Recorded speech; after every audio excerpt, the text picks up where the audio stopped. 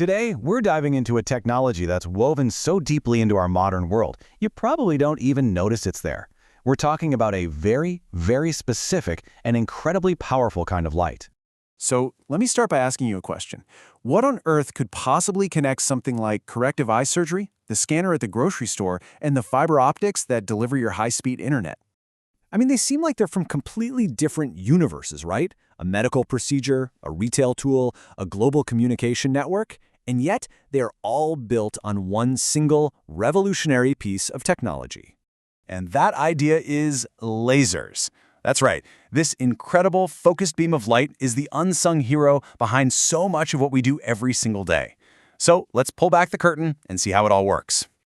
All right, so to really understand how lasers can do all of these amazing things, we first need to crack the code. We've got to break down what a laser actually is, starting with its name. You know, the name laser is basically the entire recipe right there. It's an acronym for Light Amplification by Stimulated Emission of Radiation. Now, the key phrase, the real secret sauce, is stimulated emission. It's this wild process where one little particle of light can hit an excited atom and trigger it to release a second particle of light that is a perfect, identical twin to the first. That's how you create perfect order out of chaos. And this wasn't some overnight discovery.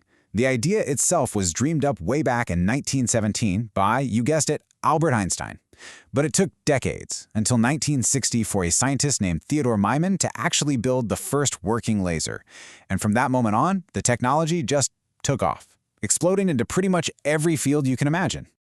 So what really makes this light so different? Well, think about a regular light bulb. The light it makes is a total mess, a jumble of different colors with waves going every which way. It's chaotic. But laser light? It's the complete opposite. It's monochromatic, meaning it's one single, pure color. Its waves are coherent. They march in perfect lockstep. And because of that, the beam is incredibly straight, focused, and way, way more powerful. Okay, so we get it. It's special light. But how do you actually make it? Well, it really just boils down to three key ingredients you need to create that perfect beam.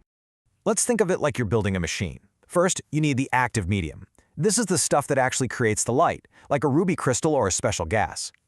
Next, you need an energy source to pump that medium full of energy and get its atoms all excited.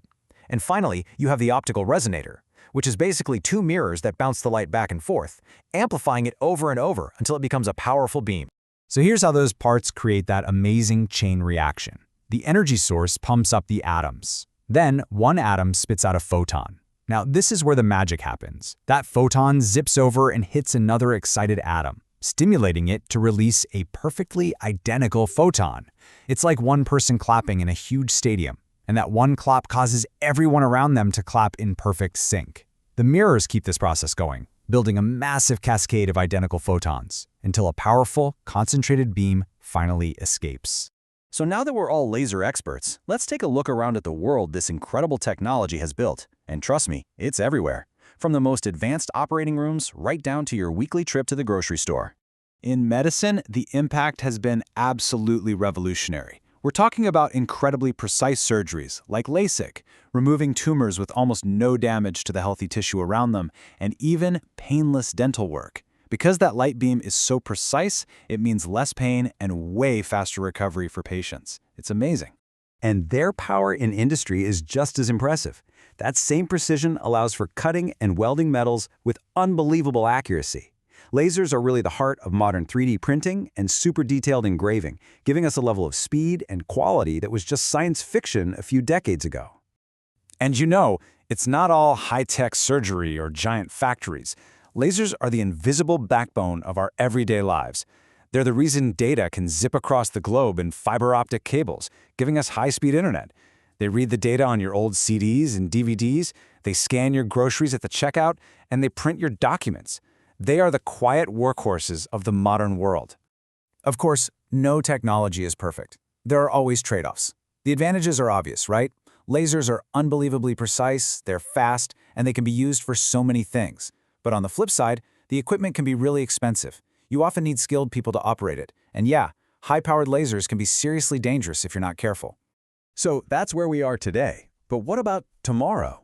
Well, as we're about to see, the future for laser technology is quite literally very, very bright. And the next wave of innovation is just mind-boggling.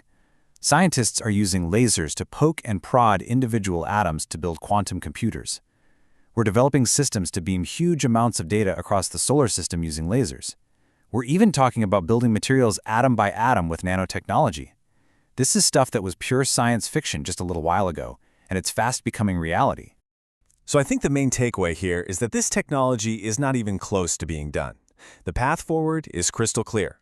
Future lasers are only going to get more powerful, more efficient, and more versatile than anything we have today. And that really brings us to our final thought.